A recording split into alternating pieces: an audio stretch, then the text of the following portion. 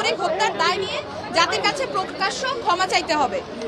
দ্বিতীয় দাবি, আইন শৃঙ্খলা রক্ষাকারী বাহিনী ও দলীয় এবং সন্ত্রাসী কর্তৃক ছাত্র নাগরিক হত্যার দায় নিয়ে স্বরাষ্ট্রমন্ত্রী আসাদুজ্জামান খান কামাল, সড়ক পরিবহন ও সেতু মন্ত্রী ওবায়দুল কাদের হবে।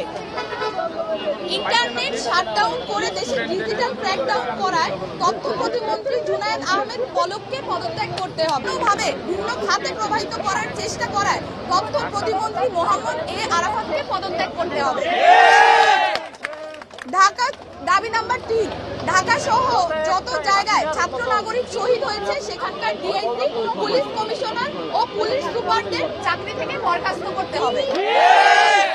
দাবি নাম্বার 4, ঢাকা বিশ্ববিদ্যালয়, জগন্নাথ বিশ্ববিদ্যালয়, জাহাঙ্গীরনগর বিশ্ববিদ্যালয়, রাজশাহী বিশ্ববিদ্যালয় এবং চট্টগ্রাম বিশ্ববিদ্যালয় সহ সারা দেশের প্রত্যেকটি বিশ্ববিদ্যালয় যেখানে ক্যাম্পাসে আইন শৃঙ্খলা বাহিনী কর্তৃক শান্তিপূর্ণ আন্দোলনে হামলা হয়েছে প্রত্যেকটি বিশ্ববিদ্যালয়ের ভিসি এবং প্রক্টরকে পদত্যাগ করতে হবে।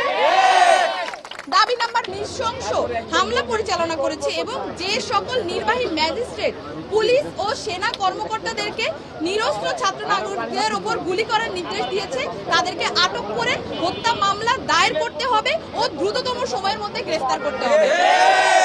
দাবি নাম্বার 6, দেশব্যাপী যে সকল ছাত্র নাগরিক বিশ্ববিদ্যালয়, জাহাঙ্গীরনগর বিশ্ববিদ্যালয়, রাজশাহী বিশ্ববিদ্যালয় এবং চট্টগ্রাম বিশ্ববিদ্যালয় সহ সারা দেশের প্রত্যেকটি বিশ্ববিদ্যালয় এবং শিক্ষা প্রতিষ্ঠানে ছাত্রলীগ নামক সন্ত্রাসী সংগঠন সহ সকল লেজুর ভিত্তিক ছাত্র রাজনীতি নিষিদ্ধ করে দ্রুততম সময়ের মধ্যে নিয়মতান্ত্রিকভাবে ছাত্র সংসদ কার্যকর করতে হবে। দাবি নাম্বার 8, অবিলম্বে সকল শিক্ষা প্রতিষ্ঠান ও হলগুলো খুলে দিতে হবে। কারফিউ তুলে নিয়ে সারা দেশের সমস্ত ক্যাম্পাসে মোতায়েনকৃত পুলিশ, র্যাব, বিজিবি, সোয়াট এবং আর্মি তুলে নিতে হবে।